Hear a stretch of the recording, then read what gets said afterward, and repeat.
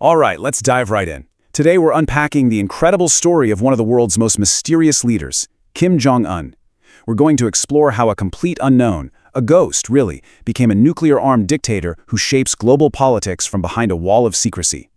And that's really the big question, isn't it? It's a journey from total obscurity to absolute, unquestionable power. It's a story packed with ruthless strategy, high-stakes nuclear brinkmanship, and some truly shocking diplomatic twists. So how on earth did it happen? To really get our heads around his rise, here's our roadmap. We'll start with him being the unexpected heir, then look at how he brutally consolidated his power. From there, we'll get into his massive nuclear ambition, his wild diplomatic gamble, and finally, we'll ask, what is his legacy going to be? So our story starts in a pretty unexpected place. Not in a palace in Pyongyang, but in a quiet classroom in Switzerland. For years, the world barely even knew this guy existed. I mean, he was the third son, totally off the radar, supposedly hidden away at a boarding school.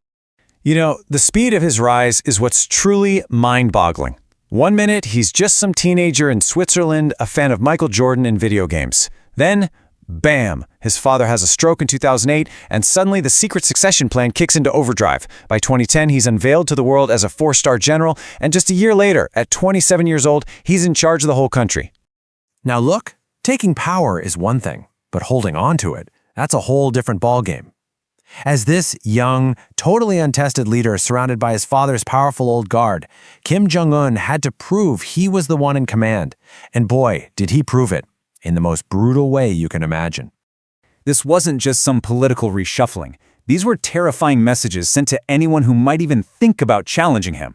First, a top military chief just vanishes. Then, in a move that honestly shocked everyone, he has his own uncle, the man who was supposed to be his guide, publicly executed. And finally, the assassination of his half-brother in a crowded airport, that sent a chilling message that no rival, no matter where they were in the world, was safe. So you see, this wasn't chaos. It was a cold, calculated campaign of terror. It was designed to wipe out any potential threats and demand absolute, undying loyalty. The message was sent, and you can bet it was received loud and clear. Okay, so once he had a firm, iron grip on things at home, Kim Jong Un turned his focus outward. He needed to prove North Korea's strength on the world stage, and he had a very specific game plan to make that happen. He called it the Byungjin policy. It literally means parallel progress or moving forward on two fronts at the same time. The idea was simple but super ambitious. Build up a terrifying nuclear arsenal to protect the regime while also trying to build up the economy. But one of those fronts got way more attention than the other. This chart right here is just staggering. Seriously, look at these numbers. His grandfather, the founder of the country, 15 missile tests in almost 50 years. His father, 16 tests in 17 years. Kim Jong Un, in his first decade, he launched over 100. This wasn't just continuing the family business, this was putting the whole program on steroids. And the strategy behind all this frantic testing? It was crystal clear. For Kim, a powerful nuclear arsenal wasn't just a bargaining chip. It was the ultimate insurance policy. It was the one thing he believed could guarantee that his regime would never, ever end up like others that gave up their weapons. And then, just as the world was holding its breath, bracing for a conflict, Kim Jong Un pulls a move that literally nobody saw coming. He pivots. He goes from insults and threats to handshakes and summits. The Rocket Man suddenly wanted to talk.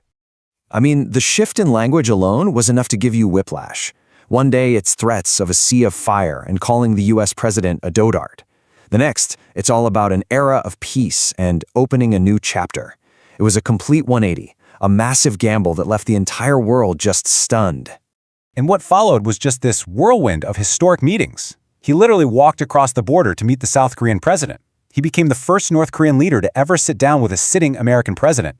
Now, these summits didn't end up producing a big denuclearization deal, but they totally changed the game and put Kim Jong Un on the world stage like never before. So, after all these wild twists and turns, where does that leave us? What are we supposed to make of this man who has kept the world on the edge of its seat for more than a decade now?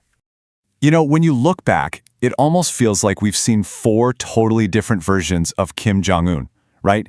He started as the mysterious, unknown heir. He morphed into the ruthless boss who executed his own family.